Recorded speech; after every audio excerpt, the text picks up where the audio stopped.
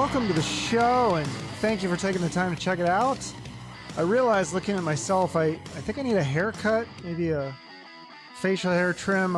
Obviously, I've had a lot of musicians on this show, but I've also had a lot of comedians, 21, I think, and I had a lot of comedians on early in the show, and I think comedians are a lot of fun now because it's so much easier to have a good interview with Zoom. And I also, now that I have so many more episodes under my belt, I think I feel more comfortable and at ease, which makes them more at ease and then able to be funnier. And I think for those reasons, this is a great episode with my guest today, Nick Hoff, comedian, really funny and talented guy. He's done a lot of great stuff, including going on tour with Jeff Foxworthy and Larry the Cable Guy as the opener. And he's also done some big commercials for BMW, Amazon, and Wendy's. And I first heard him on Sirius, and I thought, I gotta get this guy on my show. And we had to postpone it because of COVID. I think I was actually originally going to go see his show a year ago. And finally, I just decided, you know what, let's just do it on Zoom. And it was a really fun interview. It was fun hearing his story about growing up in Nebraska and doing stand-up and then working with Peter Farrelly, one of the Farrelly brothers, and Philip Seymour Hoffman. He's a legend. So he's got great stories. I laughed a lot. And you probably will too. Enjoy it. Welcome, comedian, actor, writer extraordinaire, Nick Hoff. How you doing? just my writing is extraordinary. Everything else is very ordinary. No, did I say that wrong? Extraordinaire No, is not the thing true, you say at the end. I don't know. I screwed that up. No, if you apply extraordinaire to everything. It just came out like you're actor, comedian, writer extraordinaire. Right? It just, in my head, I was like, no, oh, that's the one. I thought it was like, you say extraordinaire at the end, like more than, maybe I don't know what that means. Maybe I've always just repeated that and never knew what that meant. You used it correctly. Okay. I divvied it up in my head as the extraordinaire was only applied to the writing, which in my mind, if I would say do comedian extraordinaire, sure. Actor, writer, father, and then like mediocre husband.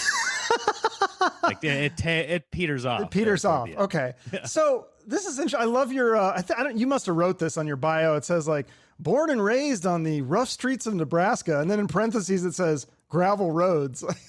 Right. Well, so many people had these, kick-ass intros that, made them sound hard and tough. And I was like, the rough streets, and people who knew me were like, these aren't rough streets. I was like, well, they were gravelly.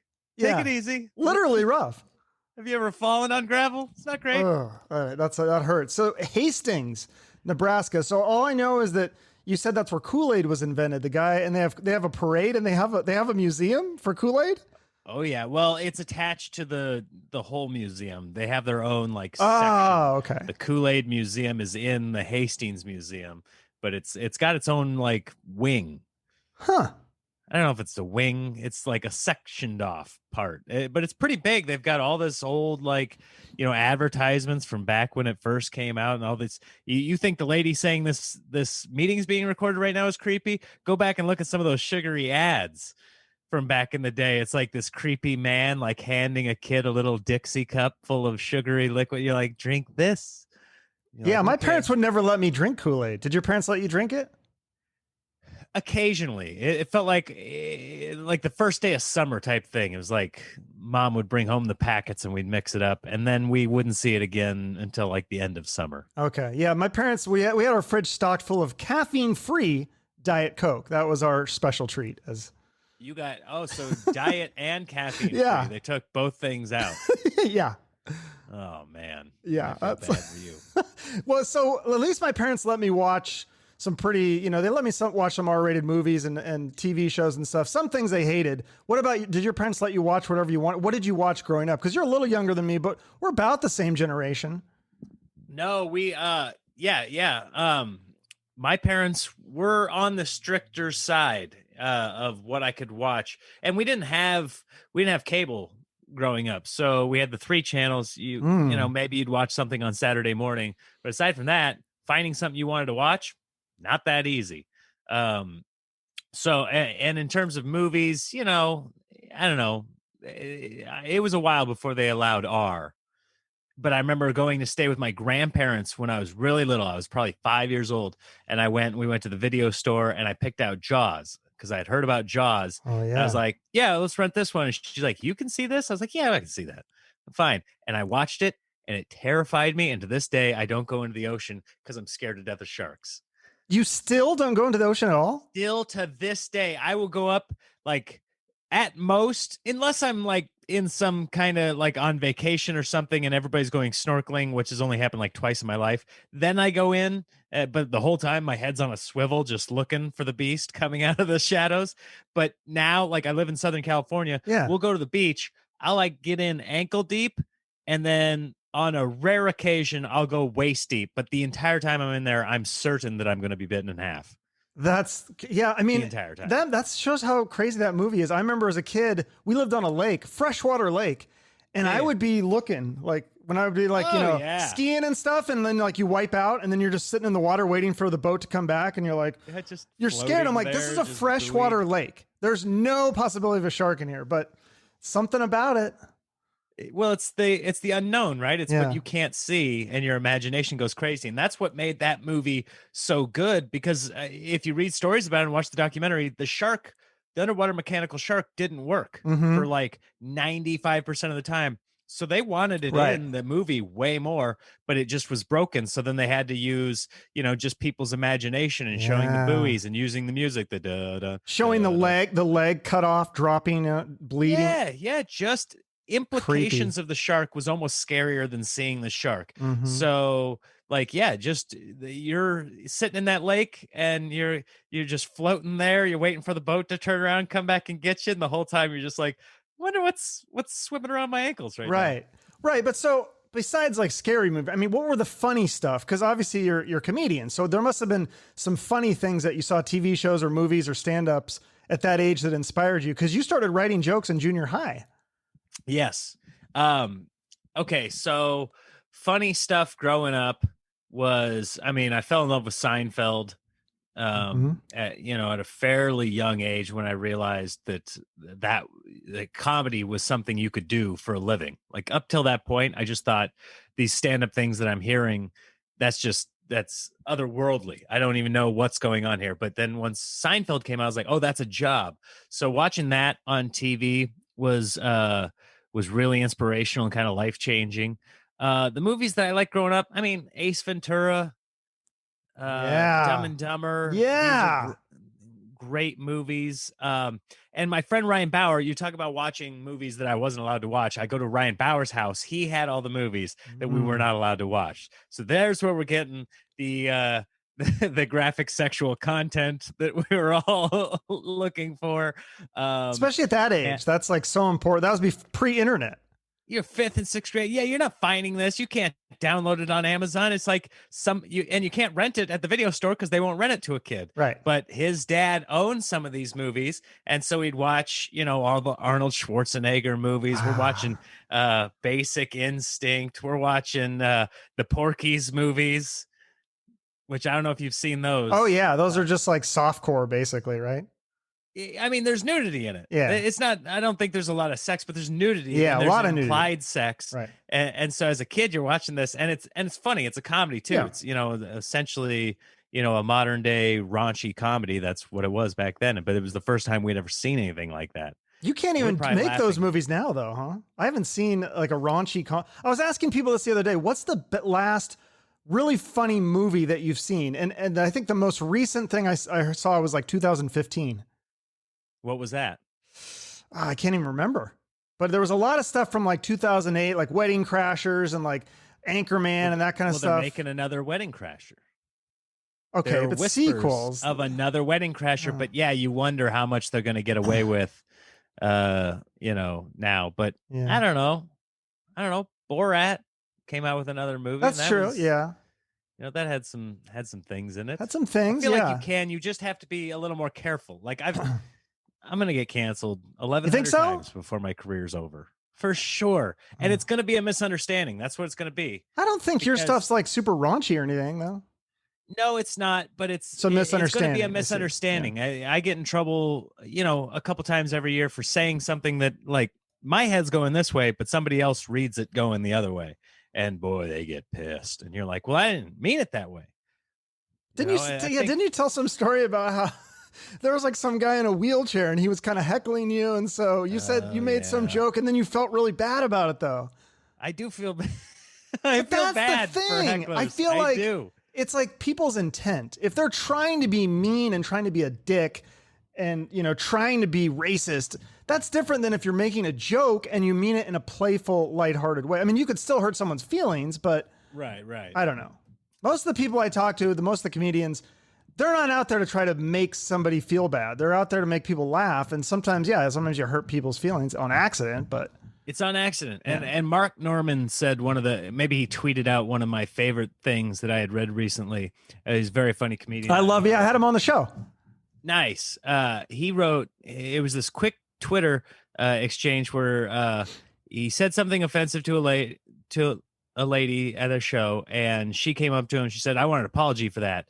And he said, "Oh, I'm sorry." And she goes, "Well, I don't feel like you meant that." And he goes, "Well, I didn't mean the joke either." Exactly. I saw that one. like, yeah, I follow him. boom. Yeah, that's exactly There right. it is. I'm Perfect. paraphrasing that. No, that's exactly. I saw that. That's perfect. So going back to your upbringing here, how hard is it to live in Nebraska and not like football? Like you can't avoid it, right? You're a Cornhuskers fan. If you're anywhere in that whole state, I would assume, right? Yeah, but that's all we had. We don't have a pro team. We don't have pro basketball, no Major League Baseball team. There's no NFL football team. I mean, you can like some of the ones in the surrounding areas, but college football came and everybody was proud of it.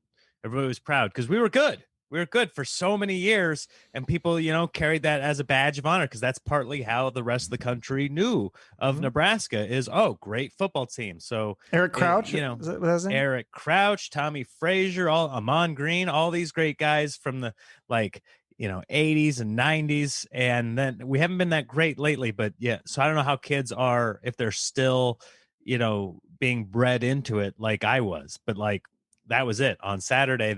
People were gathering for those games. It was an event. So is there anything else? Like if I want to go to Nebraska, I want to go to every state. Is there anything else I should go see if I'm in Nebraska? Maybe not necessarily in Hastings, but in the state, is there certain cuisine or a landmark or anything? Like what is Nebraska known for besides Cornhusker football? Yeah. So there's Cornhusker football, and then there's the Sandhills, which you go either way on that. It's beautiful scenery, but you can find, I think, beautiful scenery in any state. And often Western Nebraska, there's, some interesting rock formations where Indian tribes used to, there's Chimney Rock and stuff where this rock has just been worn away. And it probably used to be like a giant hill, but now it's just this giant thing that looks like a chimney. And, so there's cool things like that. The food, I don't know, steak's good there. And they've got this. Sounds good. They've got a couple of fast food restaurants that are pretty much just Nebraska. One is called Runza, which their sandwich is called a Runza, which is like this pita pocket with meat and cabbage in it. Doesn't sound great, but it's pretty good. Okay. And you can get it with cheese. You can get it with mushrooms and stuff like that as well. But the original just has meat and cabbage. And then one of my favorites, which I get some resistance on this when I talk to people about it that are any older than me, but there's this Mexican fast food place called Amigos, which I don't know if it's the lowest grade meat that you can get on the market. It tastes so good. It tastes so good. Like if they ever upgraded, it would be a downgrade in my mind because whatever reason, and anytime I go back, I have to get it because it's the best. It's the best fast food Mexican I've ever had. Like I couldn't even eat Taco Bell for years. Really? I'll definitely add those to my list if I ever go through there. So 2001, you graduate high school. Now, had you done? I know there was a thing where you were gonna do stand up at a talent show, but then you were out of town for a golf trip or something. So, did you ever do stand up in Nebraska, or had you not done it at this point when you graduated high school? When I graduated high school, I had not done. I did not try stand up comedy in a traditional sense until after I graduated college. Oh, after college. Oh, yep. Wow. Yep, I had been writing. But you had since started writing high. jokes junior high. Yep. And saved them up? It was always the dream. What's that? And you saved them up. Like, were you writing stand-up or you writing just... I was writing stand-up. And to be honest with you, if you went back and looked at it, it's probably just in the voice of either Jerry Seinfeld or Bill Cosby. Like it was that cadence. I was using those, like Okay. listening to them work, and then I would just take that cadence and that mind frame and then put it in and just making jokes about, my high school, or making jokes about my hometown, or stuff like, things that I had already experienced, but now with Seinfeld's voice. So if you go back and look at it, I'll bet you, even if you read it now, you'd know where to raise your voice. Like, what? Can you believe it? Oh, these high school teachers. Like it definitely would have been heavily influenced by those two guys. But yeah, I didn't actually get up. I tried twice in college to get up. Like I made 2 different inquiries to get up in college, and both of them said, no, you cannot do comedy here. Wait, so this was at Indiana State University. Indiana. Okay. So in Why did you go to Bloomington, Indiana instead of Nebraska? So this is also based in stand-up comedy. I went through junior high and high school with a kid by the name of Ari. Oh, what's his last name? Ari is his name. Okay. He's like Madonna or Cher or Slash. Right. Okay. Right. Why can't I remember his last name? That's Oh, fine. damn it. And his older sister went to Indiana University. And I remember her coming back one time and saying, it's interesting. They have a stand-up comedy class at Indiana. And for whatever reason, that like went in the back of my head and just stored there. Okay. Like I think I heard that when I was in junior high, and I think I like just like filed it away in the back of my mind. And then when it came time to apply, I knew that my dad owned his own business, and I knew if I stayed in Nebraska, I was going to end up working for him. Is it the convenience stores or something? Right? Yeah. He owned a chain of Uncle Neil's? small chain of convenience stores, and it was a great business, great for him, but it's not what I wanted to do. And I knew if I stayed, then I would just have, I would have never left. So I knew I had to get out of the state to just kind of like, tip my finger or my toe into the pool, a larger pool. And I knew I couldn't say I'm going to college for stand-up comedy. I knew I couldn't say that. There was no way my parents were going to pay for me to go and learn for stand-up comedy. That's smart that you kept that a secret. Yes, absolutely. And they knew that's kind of what I wanted to do, but I think they thought it was, that's a pipe dream, right? And so I just applied to 3 schools that had good business schools. I was like, I can get a business degree. If stand-up comedy doesn't pan out, I can do marketing, I can do advertising, whatever. So I applied to 3 different schools that had good business schools, and 2 of them I applied directly to the business school, and then Indiana I applied to the school, and then later you applied to the business school. So I only got into Indiana University. The other 2 said, no, you cannot come here. What are you, crazy? And so my options were extremely limited. Okay, so you get that degree, the business degree, and then you take a marketing job. When did you move to LA? Right after I graduated. So I graduated, like mid-May, and then I was in LA on June 1st. So did you have a job lined up in LA as the reason to move there, or did you move there with a reason to do stand up and then find a job to pay the bills? Right. Okay. So I came out just because I was like, I want to do stand up. It was either New York or LA. In my mind, those were the 2 places. I was like, I'll enjoy the weather more in Los Angeles. I'll go there. And so I had a friend of a friend who said I could sleep on his floor in his living room until I found a job in an apartment. So I moved in with him, and there were 3 of us sleeping in that living room. Wait, you slept on the floor? Wait, 3 people? Yep. So I love these kind of stories. Dude, it was so exciting. I didn't care. I was happy. Yeah, I think you follow Rhino Flanagan, right? Yeah. Do you know his story about how he lived with this like 70-year-old man, and like they shared a bedroom, and like it's hilarious. Yeah. No, so I love these kind of share their bedroom. Yeah, this guy he rented a room from this older guy, and I think they had to, I don't know if they shared a mattress. It was something like sounds really uncomfortable, but he did it for like a year or 6 months. It was insane. But this sounds almost as crazy. You said 2 other guys or 3 other guys? There were 2 other guys. So there's 3 of us total there. And yeah, it was my buddy, and then his friend from high school owned the place, or was renting the place, and they each had a bedroom, and there was me and 2 other guys in the living room, just like in the corner. And it was wild, man, because one of those guys worked nights, so he would like, wake up at 10 p.m. and like come and make himself dinner in the kitchen, which was like 5 feet from where my head was. And so he'd be in there like microwaving something, and I'd kind of half wake up. This was before I found a job.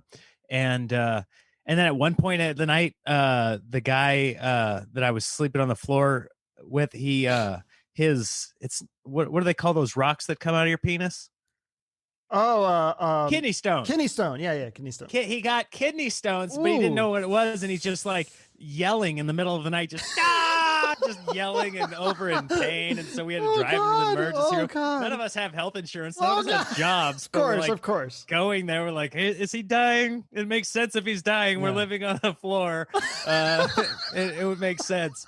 And then they're like, it's kidney stones. I was like, all right, I'm going back. Oh, God. Get some sleep. That sounds... So wait, just real quick side note here, because didn't you meet your wife in college? Did you guys not get together until later? Because you're not dating her while you're living on a floor, right? I mean, she's not... I'm dating her, but she still had a year and a half left of school. Oh, okay. So you're doing the long distance thing. Okay. Yeah. And then, okay.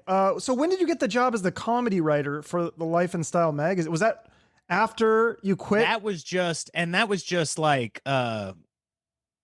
just like I would write the things. I could have done that. I had another job while I was doing that as well. So it was just, they would have these sections in their magazine that was essentially a roast of, celebrities' outfits. And so they would hire comedians to like write, little quips like, oh, would never be caught dead with that shawl or whatever the hell it was. And you would write a little thing and then they'd print that in the magazine. So I did that for like a year and a half, but I had another job in advertising while I was doing that. But so when you moved down there, you had never done stand. So what if you went down there and you tried stand up and you're like, oh, actually, I hate this. I guess you would have just moved back, or? I guess. Okay. Yeah. Or figured something else out, or just done advertising. I was going to be happy doing that. How long did it take you to, like, did the first time you do it, I mean, most people bomb the first time they do, or the first couple times. Right. So the first time I did, because it did take me a while to get on stage because I was nervous. I had held it up on this pedestal for like 6 years. Well, no, longer than that, because in high school, like almost 10 years, I had this dream. And so like, I was nervous that it would go poorly. I didn't want to screw it up. So I moved out there June 1st, 2005. I didn't get on stage until November of 2005 because I was terrified. So I would go to comedy things. I would go to the Comedy Store. I would go to open mics and I would just sit in the back and watch. And I would just sit back there and like think about putting my name in the hat, but then never doing it. Did you ever practice like in your bathroom mirror at home or anything, or? No, that always felt stupid to me.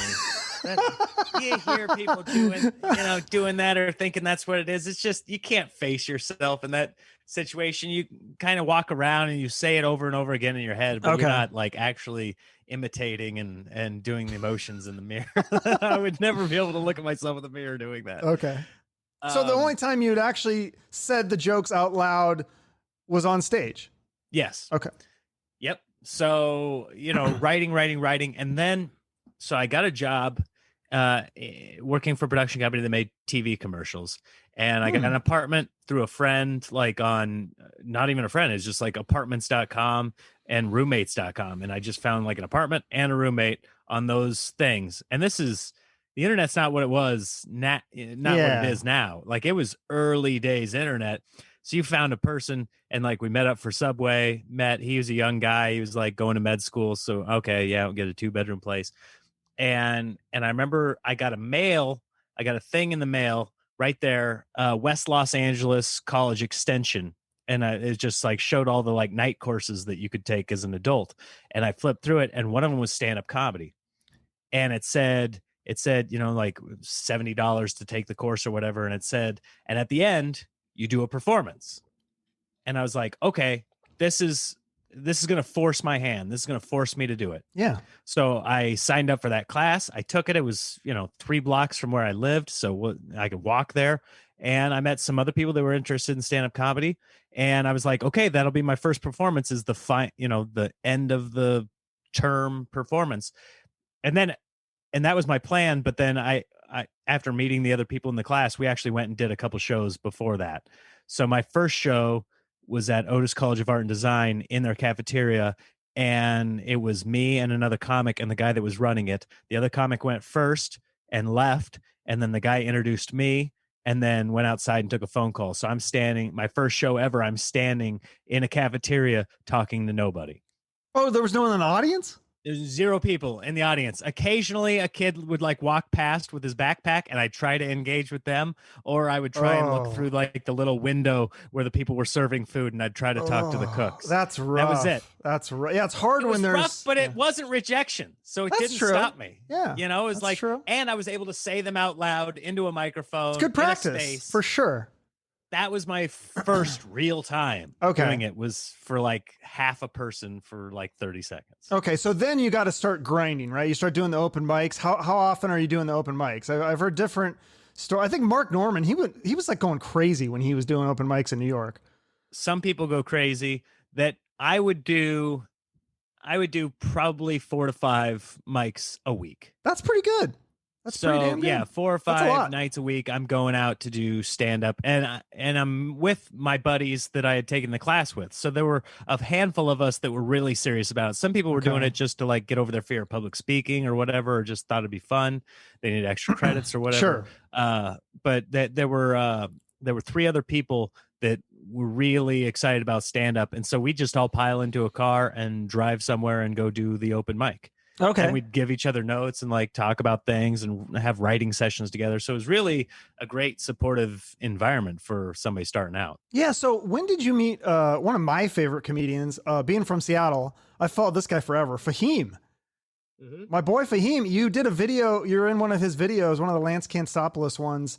And and he follows you on Instagram, and he's selective with who he follows on Instagram. So you guys must be, or either he's a big fan of yours, or you guys are good friends, or both. I think he's both. Yeah, that's cool. We met really early on. I've been good friends with Fahim for a while. That's awesome. We do a lot of the same shows. Like when he moved down from Seattle, we do a lot of the same shows. And he's got one of my favorite stories of like moving to LA or to New York. I guess his last show, and I wasn't there for it, I just hear it through other people, and it's like legend passed down. His last show in Seattle before he moved to Los Angeles, when he knew he was moving, he went up as this character, like this audacious character, just in sunglasses, like not talking to anybody, like I'm too good for everyone here now. What? I've never heard this story.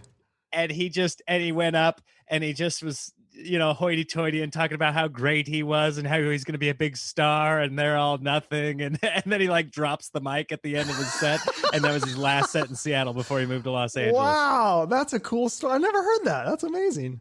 Yeah, man. Fahim's awesome. He's one of my favorite people to follow on Instagram. Oh, God, I know his Instagram is hilarious. I just shared one of his things. Did you see the one where he posted about calling in sick on a mental health day? I didn't see that. Oh God, check that out. It's hilarious. But so anyway, so your comedy starts taking off and you go on tour. And at this point now, you and your girlfriend, you get married, you have a newborn. You take your wife and your newborn baby on the road? Oh, yeah. How does that work?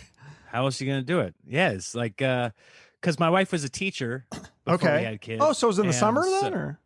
So yeah, every summer we would go. And even after we started having kids, we'll just like pack up in, you know, the beginning of June, and I'd have a bunch of shows booked, and we'd go see friends and family across the country, and I'd be doing shows the whole time. So yeah, it was kind of a no-brainer when we had kids. It's like, whatever, just put them in the car, come with us. Like, that's awesome. And did it work out though? Or didn't you say she got kind of mad at you because she's got to like kind of take care of the baby? She's always mad at me. Well, I don't know if that means it didn't work out. She hates my guts. Okay. Don't get me wrong. All right. Fair enough. Yeah, I mean, as you do, you know, you spend a certain amount of time with someone, and especially because then at night I was going out and getting all this, you know, outward validation with my stand-up, you know, getting out there in front of crowds and you know, everybody's laughing, and I come home and she's been in the hotel the whole time with a crying, screaming baby. So she had it way harder than me. But do you guys take turns? Like, then you say, okay, because during the day you have more time to, you know, you could take care of the baby. She could go get a facial or do a girl thing or something, right? Or yeah. We'll say that. It's I don't know. Yes, I definitely tried to take my turn and take the kids off her hands whenever I could, but it was tough. It wasn't enough. She didn't want to be without us. Yeah. What's up? Oh, it wasn't enough is what she didn't. Like she wanted you to do more. She's still here. I mean, it was enough. It was enough. Isn't that what we're all trying to do? Just enough? Yeah, just enough. So I got to tell real quick. I just want to tell you this story. So when I was a young kid, I remember probably like a teenager, I was at my grandfather's house and I was like really bored. So I started looking through his music collection, and it's mostly like grandpa music, but he had this Jeff Foxworthy tape. And I asked him, I was like, can I listen to this? I like Jeff Foxworthy. And I put it on. I've never heard my grandfather laugh so hard ever. And it seems like Jeff Foxworthy has such a big range of an audience, like from teenagers to grandfathers. So you get to 2015, they pick you to open for Jeff Foxworthy and Larry the Cable Guy. Is it a wide range of audience at his shows too? Is it a lot of people? Like, what is it about his appeal that is so wide? Well, he's fairly clean, so you do cast a wide net with that. That's true. You're not eliminating anybody based on that material. And then with those two guys in particular, you were getting a lot of young audience members because Larry did the Cars movies. So he's picking up a lot of those Pixar fans. I didn't think of that. Yeah. And so, yeah, you'd look out and you'd see, people in their 80s and 90s, and then you'd see kids, 8, 9, 10 years old. And I think that's why I worked well with them, because I'm not I would say that I'm closer to blue collar, but they feel a little more redneck. Like there's like a redneck appeal, and I'm not that, but I am like a family man. I'm kind of like your next door neighbor. So I think I fit in without stepping on toes. Yeah. Okay. But so you think that, cause they are very popular, and I don't know, would you say mainstream? Do you feel like that's kind of sometimes, I feel like it's almost uncool. The other comedians kind of look at them I don't know if that's jealousy or they just don't think they're funny enough or something, or it seems like a lot of comedians don't like them for some reason. So I think the biggest part of that is probably jealousy. And I've felt that way before about people. They are wildly successful, and they do have mass appeal, which can work against you a little bit. If something's too popular, people don't, that's not cool to like something that's so popular. Everybody likes an anti-hero, or they want the underdog or something. And there's something about specificity, which we've been able to discover with the internet. People that have a very specific sense of humor or something that tickles you. Like if you watch a comedy, there's going to be something in that movie probably that just for whatever reason just struck you as hilarious. And maybe not everybody thought that part was the funniest part, but whatever reason, that part just made you die laughing. And if somebody can bring that to you, then you're going to be like a super fan of that one, like tiny thing, rather than the broad scope of it. Like you can say, yeah, the movie was good, but there was that one part that really stuck with you. And I think that's what people are discovering with comics. They like that they just tickle them in one specific spot, but it's not mass appeal. It's like, a few thousand people, but you can have a career now with just a few thousand fans, like, because they can find you wherever you are. You can access them through podcasts, through Instagram, through YouTube, TikTok. So you can, TikTok. Yeah. Oh, I didn't join TikTok. You gotta get on there, buddy. I'm so pissed at all the social media thing. I just couldn't do another one. Yeah, and so I laughed it off. Yeah, I was late to the game too. I post occasional clips here and there, but yeah. So my theory with that, the Jeff Foxworthy and Larry the Cable Guy, I feel like they're kind of almost like beginners comedy. Like I remember loving Jeff Foxworthy as a kid, but it's like the more comedy I consume, the more that I like the really fucking weird shit. Like Ryan O'Flanagan. I bet if you've never watched much comedy, you probably watch Ryan O'Flanagan and going, this is like a little out. But if you watch a lot of comedy, he's like a genius.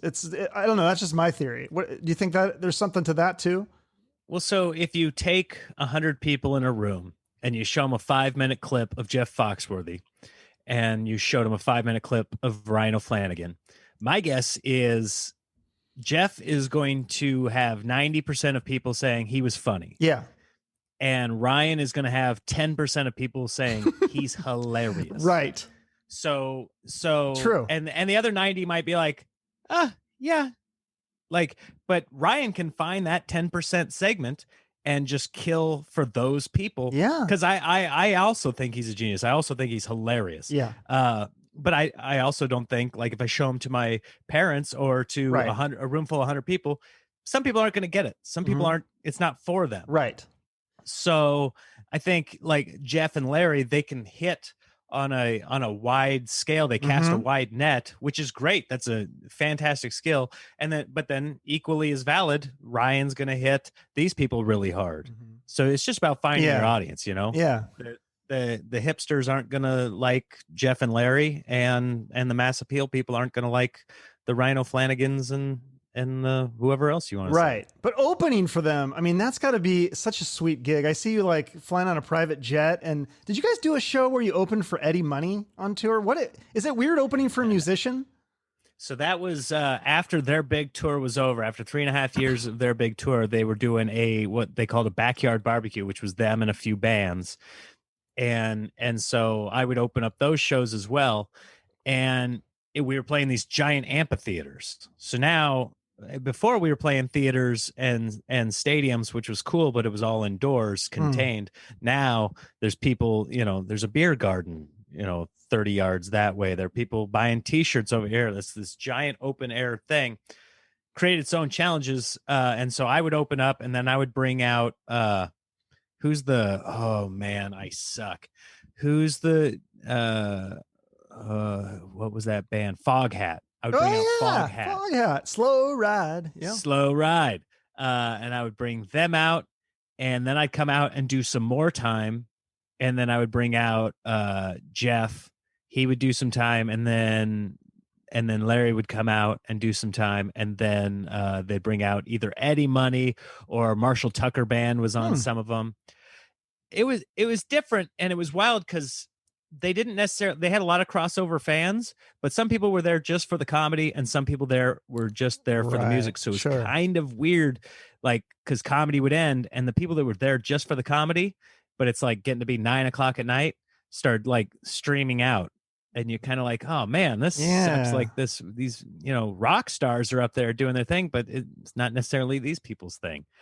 And so it was a little strange, but it was cool to see these people that, again, especially Foghat, the drummer is the only guy that's an original member. That's right. Yeah, I looked at that because I think I reached out to him to do my show. I was like curious about their story. Yeah, how is he the only one left? Somebody needs to get him on because he's old. He is old, and he has been through the ringer, my friend. Yeah. And I remember him talking about, he was also the nicest, like coolest dude. And, so generous with his time, but he was like, yeah, I'm the only one. He's got an English accent. He's like, I'm the only one here. All my mates left me. And he's like yelling at the sky, but he's being funny about it. It wasn't sad. He was being funny about it. And I just thought, this dude, he's got the long hair. He just looks like he came straight from Woodstock to there. You gotta have him on the show. Definitely. I thought I sent him an email. I'll double check and see. But anyway, so back to you and your story. So you do these commercials. That's another big, besides the Cable Guy gig, and that's a great one too. But these commercials, that's got to be a good gig too. Like, how long can one commercial pay the bills for? Best one I ever had went for 3 years. 3 years? It was insane. But was that Miller Lite, Wendy's, Amazon? No, this was BMW. Oh. It went for 3 years, and they kept sending the checks, and I was like, all right, you guys keep paying. BMW has the money, so here I am. Is this a comedic one or serious? Yeah, it was a comedy one. It was a comedy. I'm in the car. I think you can look it up. I think you can find it on YouTube. I couldn't find any of your commercials. I looked for them. They're weird about it because the second they get posted online, all of a sudden with residuals and things like that, there's like this big, huge question mark. So some get by and some get flagged. It just kind of depends. Okay.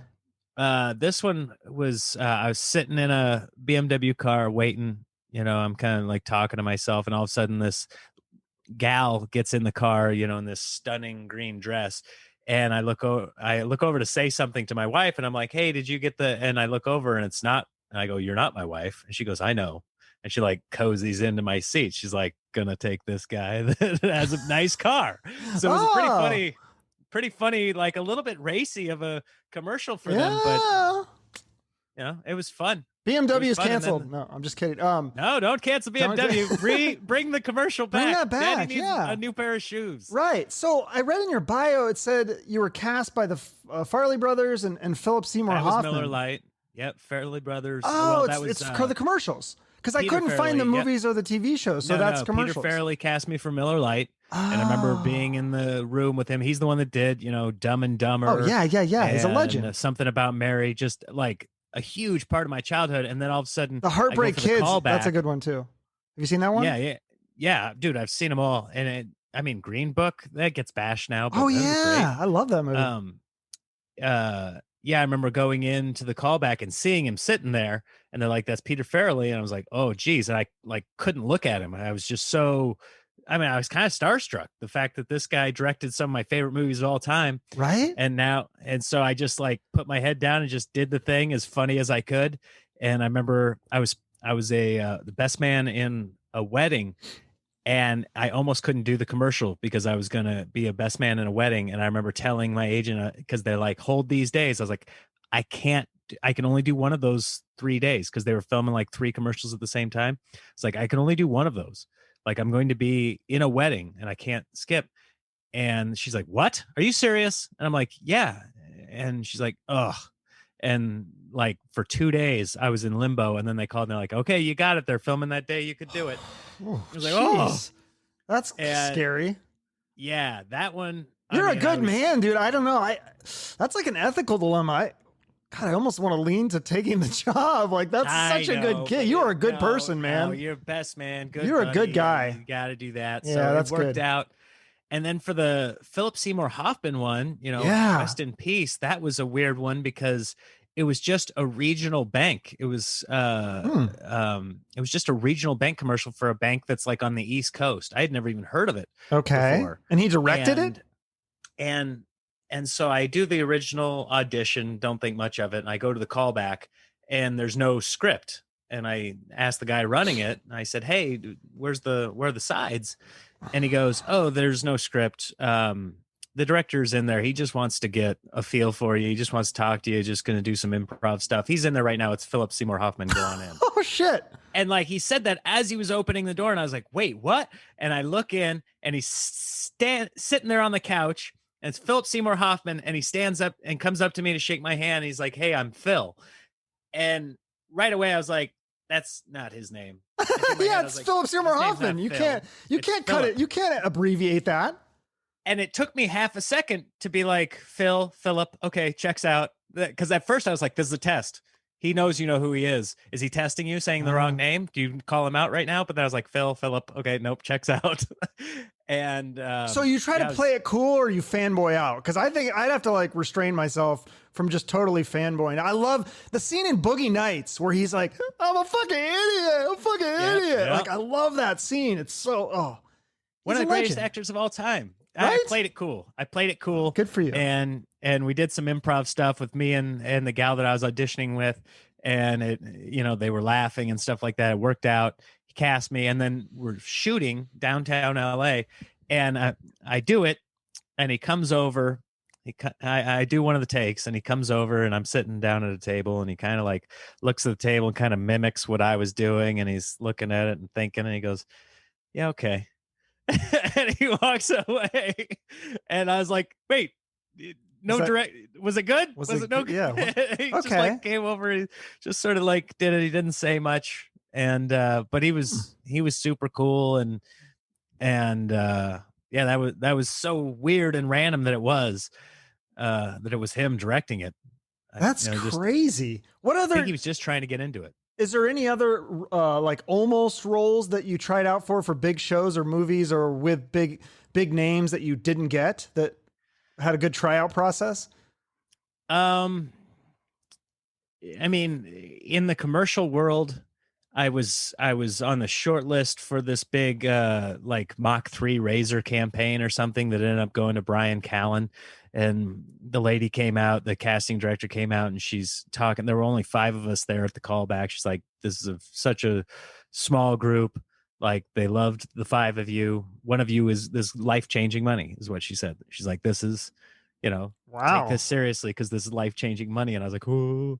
And then it ended up going to Brian Callen, who had already been on TV several times in movies and stuff. I'm like, "Oh, that guy didn't need it." Yeah, wait a minute. That's life-changing for him. Is he the one that got canceled recently, or am I confusing him with someone else? They're attempting to cancel him. I haven't followed up on it. Like a year ago, he was accused of I don't even want to get it wrong. There was some sexual yeah, thing, okay, and right. he denied it. Oh, And I don't know that's where it right. Yeah. stands now. Okay. I don't know where it stands now. All right. Well, anyways, and then okay, I want to ask you about this. So you said you've never done drugs or even smoked a cigarette. You Right. drink though, right? Yes. Did you have, so what do you tell people? Because being in the comedy world and just being in high school, I don't know about what the drug scene was in Nebraska, but what do you tell people that I don't do drugs, or what line, do you have a certain line that you say to people who offer you that? Why? Because they're disappointed that I'm not a drug addict. Well, I don't know. It's just like, I guess I was always too weak. Just be like, oh, okay, I'll do it. Like, you know what I mean? Like you must have had like strong values or something, or did you have a funny line or? The reason I avoid it is because I am weak. Like the reason I'm strong about not doing it is because I know that if I started smoking weed, that's all I would do. I've got an addictive personality. I'd be stoned right now. I'd be stoned every single day. But you're not an alcoholic, right? So how did you avoid being? I don't know. I mean, if I go to a doctor and I mark down how many drinks have you had this week, they might go, borderline alcoholism. What's the? Yes. I think it's more than three times a week.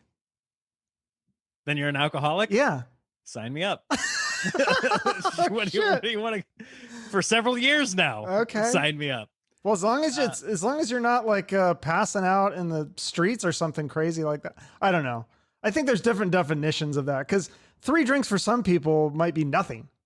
Wait, is it 3 drinks or 3 nights worth of drinking? 3 nights, 3 or more drinks. I think that's what I've always. Yeah, I did that for several years. My grandpa would drink every single night. I think he would only have 1 or 2, but they were martinis and they were basically pure booze. So I don't know if I mean, that was every single night. That's just enough to take off the edge. Grandpa was just that's a health benefit. He lived into his 90s, so see, Grandpa's fine. I don't know. It's weird. I do have an addictive personality, and I knew I couldn't handle that, so I always just stayed away from it. And cigarettes seem like if I'm smoking a cigarette, I might as well smoke a joint. So I just always stayed away from it. Plus, my dad smoked when I was really young. Oh, and he kicked it probably when I was 5 or 6. And I remember that smell and just not being a fan. Although I do like the smell of a pipe. Like I feel like when I turn 78, if I make it that far, I'm gonna start smoking a pipe just to like tell the grandchildren stories. Just yeah, at that point, it's like, who cares? I mean, you're probably gonna die soon anyway, so might as well enjoy those last few years. At that point, go for it. Like 78, we're not gonna do much damage at the, right? Yeah, no, because it takes like 30 years to get lung cancer, I think. And have you ever smelled that pipe tobacco? Yeah. It smells delicious. I used to work at K-Mart, and they'd put me down on like aisle 19 with all the tobacco, and I just sit back there and huff those bags of tobacco. Yeah, tell me the story about I've already heard the story, but tell the audience of the story about how you got fired from Kmart and you got a lifetime ban. Oh, I didn't get fired. I quit. But they I'm banned never allowed to come back again. Is there even any? There's not even any Kmart's left, though, right? I think as soon as I quit, they started a downhill trajectory that is just crashing around Walmart's mountain. I think that's what's happening. So I worked there. I was 16, and I didn't mind working there, but I didn't want to be there. Like all my friends are out doing other things. I didn't want to sit there and do that. And plus, I was making the money was garbage. Like, what was I making? Like $5.25 an hour. And so I think I talked about this recently. Like you do the math in your head. Anything you bought then was converted into how many hours that cost you at. Oh, that's depressing. Kmart, yeah. Right. Like if you bought a CD that was $12, you're like, that is 2.5 hours of my time standing behind that register or, straightening the shelves or something. And so I was the first person to always ask, can I go? Can I, like, if it got slow, like if nobody's at my register for like 30 seconds, like, can I check out? Can I go? Like, it feels like we're slow. You guys want to save some cash? I'll get out of here. And I remember the reason that I stopped working there was because we used to have, Kmart blue light special or whatever. And they put like this blue sticker on it with the new price. And this lady brought up 2 pairs of shoes, exact same pair of shoes, just different size. And one of them had the blue light sticker on it. One of them didn't. She goes, I want this shoe at this price. She held them up next to it, whatever. One was like a 9. The other one was like a 7. She's like, I want the good price on my size. I said, let me check. And so I went and I asked the manager that was on call, and I still know her name, and I still see her when I go back home to Nebraska, and I still can't really look at her without like hating life. I went up to her and I said, "Hey," I explained the situation. She said, "Go ahead and give her the good price." I said, "Okay." Sure. And you had to fill out on this like form, like the reason for it. Like, I gave this price because of the sticker, blah, blah, blah. And then you run it through the computer and it prints on there. And so I did that. Like a week later, I get called in, and the head manager calls me into his office. He's like, "Hey, I want to talk to you about this. Why did you give this person this price?"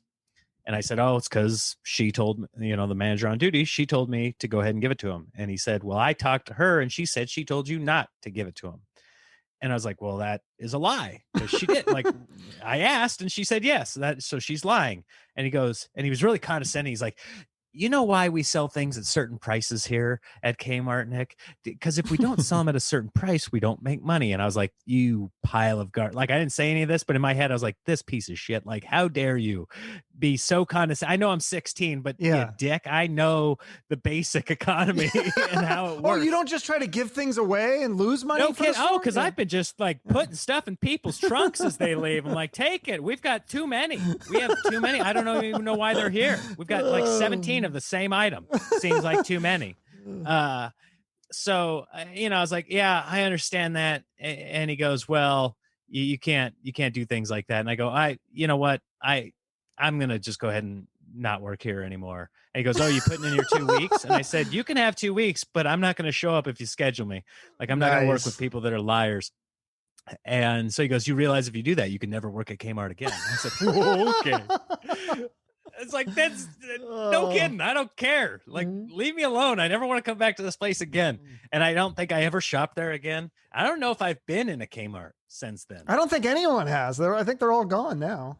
Good. Yeah. Screw them. By the way, Kmart, if you try to make a resurgence, I'll totally do a commercial. Ooh, there you go. So your favorite band is Blink-182. Did you ever get to like meet them or anything? Do you ever use your like connections and stuff to like get backstage or anything like that? No, I'm trying. Well, I did sneak into the green room.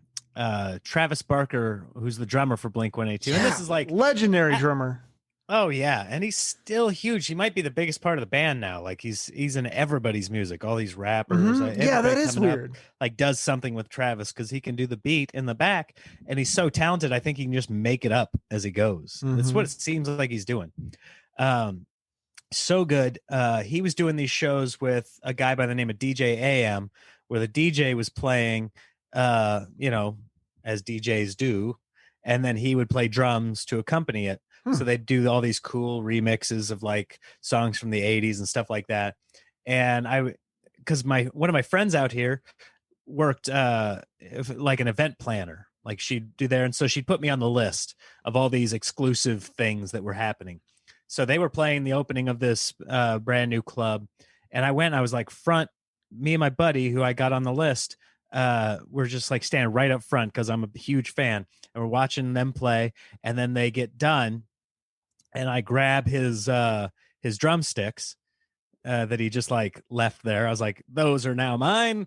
And then we just followed. Like, literally, he walked off stage. Him and DJ AM walked off stage, and we just like walked right behind him, and security didn't cut us off. We walked right into the green room with them, which had like pool tables and stuff. It was the first time I ever saw Rockstar, like I'd ever seen an energy drink. It was Rockstar energy drink. I'd never seen one before. I was like, "What is this crap?" And they had just cases of it back there. And I'm playing pool with his wife at the time, I forget her name. She was like some blonde gal. And he offered me weed. They were smoking weed back there, and he's like, "Hey, do you want some?" So there you go. No. And that would have been a good time to try it. See, but that I was like, is "No, I'm good." Wow, you gotta respect that though. I would have been so weak. I'd been like, "I can't say no to this. This is like my favorite band's drummer wants to smoke weed." looking back, sometimes I wonder if I had gone down that rabbit hole, right? If I Yeah. smoke weed with him, now I'm talking with him. We get to be good friends. We start a band. He leaves Blink, and now he's just in Hoff 182. And, Hoff I'm in a completely 182. different life. I like that. That's cool. Well, that's awesome. That's a great story. Well, this has been a lot of fun. I like to end each episode with a charity. I know you did a pink ribbon comedy tour to raise money for breast cancer research, or is there another charity that is near and dear to your heart that you want to promote here at the end? Well, that one was cool because we were raising money for Susan G. Komen, which does breast cancer research. But that was 11 years ago, and they haven't cracked that nut yet. So I don't know how much more money we need to be. Yeah, and I feel like everyone knows about that too because they have it on the NFL and everything. And they have it on the NFL, and I just start to wonder, like, are they really trying to cure these things? Like we found the vaccine for COVID, depending on how you want to feel about that. Like they cracked that in 9 months, so we can't like get to the bottom of cancer. And there's that famous Chris Rock bit that's like, they're never going to cure cancer. Like they're going to figure out a way for you to live with it because the money's in the treatment, not in the cure. Which I can't argue with that. There's some truth to that, right? So if you're asking like what charity is like near and dear to my heart, I would say, and it's I learned about it when I was a kid because my dad started the chapter in Hastings of Habitat for Humanity. Oh yeah, I think that's a really cool thing. That is cool. They build houses for people that are struggling financially, and it gets people a solid foundation. All of a sudden they couldn't afford a home, so they're just throwing money away on rent. But all of a sudden it helps them kind of get a leg up. So I think that's a cool thing to. That's a great one. I'll put that in the notes along with your website, and then everyone can. I think your website has all your social media links on there and stuff too, right? Yep, it's got all the links up there. You just go to nickhoff.com. You can click any of those. It's got my tour dates, got a couple of videos on there, and links to my podcast as well, which is called the Hoffcast. The Hoffcast. Yeah, I just listened to the one, the comedy myths. That was a good one because I was like, oh, I want to hear what the comedy myths are. Oh, nice. Yeah, I need to listen to more. It's so hard. There's so many podcasts out there. I can't listen to I mean, I love Rogan. I love Howard Stern. I'm like, I can't listen to every episode of every, so I just try to, hit some here and there, but there's so many great ones. It's amazing. I think you got to keep 4 or 5 that you listen to, like whenever you got a long drive or whenever you listen to your podcast, you got 4 or 5 that stay in the rotation. Then you got to have like 1 or 2 slots to just try things. Right. Just like 1 or 2 taster slots where you're like, it's an appetizer. Let me see if I can get into this one.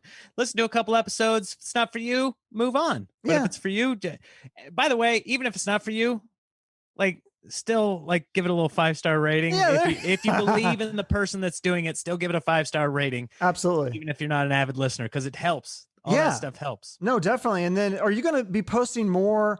I mean, I know you obviously weren't able to do many shows in the last year, but now that shows are back, are you going to be posting more clips and stuff? Like, I want to see more stand-up. I went through your, I listened to your whole special on Spotify, and then I watched a lot of the clips on Instagram. So yeah, I love those little clips. Like, I feel like that's the best thing comedians can put out. It is. And I kind of made a mistake because I was really precious about it because I spent the big part of the last 3 or 4 years trying to get late night sets.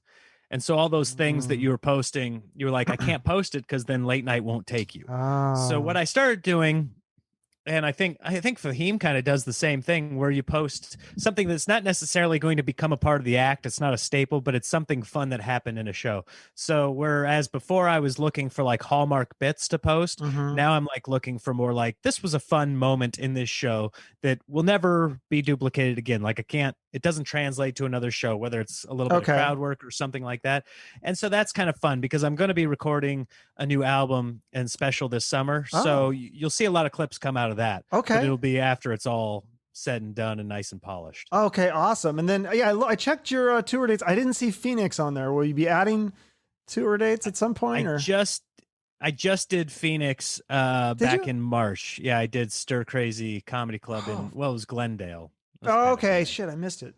Fuck. All right. Well, I'll have next time. Blew it. Next time I get through there at least once a year. Yeah, no, I was gonna see you like a year ago, and that's when I first reached out to you. And I saw that it was like in Chandler at a casino, and I was like, huh, that's weird. I didn't know they did. And then I was like, oh, he's opening for Larry the Cable Guy. Holy shit. So yeah. I think that date got rescheduled. I think because that was during COVID, I think. Okay. I think we're doing that date in Chandler in December. Oh, December wow. 11th, I Okay. think, So is maybe when I'll that's come see happening. that. Or Hit if me up. if you do Stir Crazy again, that'd be cool. Yeah, because I saw Andrew Slater at Stir Crazy. That's a cool club. It's fun. Stir Crazy, yeah, it's a Yeah. small, intimate space, and sometimes I do the Tempe Improv there as well. Yeah, that's a great one too. Cool. Well, this has been a lot of fun. Thanks. And everybody should follow you and catch you on tour. Sounds good. Thanks. All right. Nice talking to you. Nice Chuck. talking to you, Nick. See you later. Isn't he funny? I love it when a comedian is actually funny in the interview because it makes my job so much easier. And you can tell by this interview why Larry the Cable Guy and Jeff Foxworthy love this guy, because he's just so likable. And I think that's a big part of being a successful comedian. So make sure to check out Nick's website in the show notes and follow the links to his social media, or check out his YouTube and his special, and his podcast are both on Spotify. My website is in the show notes as well. You can check out all the links and social media and see some of the other guests I've had on.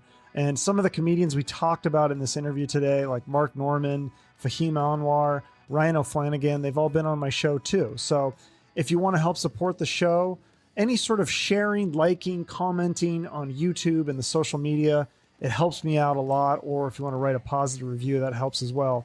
Thank you so much for listening and making it this far into the episode. Hope you have a great day, and remember to shoot for the moon.